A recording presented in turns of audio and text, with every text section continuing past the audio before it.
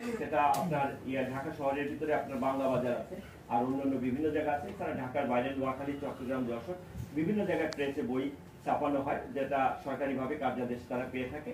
এবং সেক্ষেত্রে অতিরিক্ত বই ছাপানোর যে বিষয়টা বলছেন, এটা আসলে তদন্তাধীন যে বিষয়, অনুসন্ধানাধীন বিষয়। এটার ক্ষেত্রে আমরা অনুসন্ধানে যদি পাই যে অতিরিক্ত বই এখানে ছাপানো হয়েছে, অবশ্যই আমরা সেই ক্ষেত্রে আইনানুগ ব্যবস্থা নিব। আপনারা যে চক্রের কথা বলছেন, সেখানে এনসিটিভি কিংবা মাউসি যে প্রসেসে করা হয়, ন্যাশনাল কারিকুলাম টেক্সটবুক বোর্ডের এখানে উৎপাদন, বিতরণ এবং নিয়ন্ত্রণ নামে একটা শাখা আছে, যে শাখা থেকে যথাযথ যে ওপেন টেন্ডারের মাধ্যমে কার্যাদেশ প্রদান করা হয় বিভিন্ন প্রেস বইগুলো ছাপায় এবং বাঁধানোর পরে এই মাউসির মাধ্যমে সেটা বিতরণ, অর্থাৎ সেই ডিস্ট্রিক্ট লেভেলে, জেলা লেভেলে যে জেলা শিক্ষা অফিসারের কাছে সাধারণত প্রেরণ করে থাকে।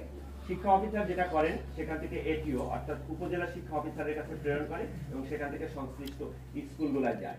তাই এর ভিতরে যেটা যে এই পরিবহনের ক্ষেত্রে, যে পরিবহনের জন্য একটা যাদের উপর দায়িত্ব প্রদান করা হয়, তাদের ক্ষেত্রে সেই ক্ষেত্রে আমাদের প্রাথমিক অনুসন্ধানে যেটা আছে, যেখানে একটা চক্র আছে, যে চক্র পরিবহনের সময় যে বইগুলো নিয়ে যায়, সেখান থেকে অতিরিক্ত যে বই, সেই বইগুলো ফেরত এনে খোলা বাজারে তারা বিক্রি করে এবং খোলা বাজারে এই যে অসাধু চক্র, তারা সেখানে জমা রেখে পরবর্তীতে তারা বিভিন্ন জায়গায় সেটা উচ্চ দরে বিক্রি করে থাকে। এটা আমাদের কাছে প্রাথমিকভাবে বের হয়েছে। অতিরিক্ত বই ব্যবস্থা নিতে মোবাইল নিচে আমাদের কাছে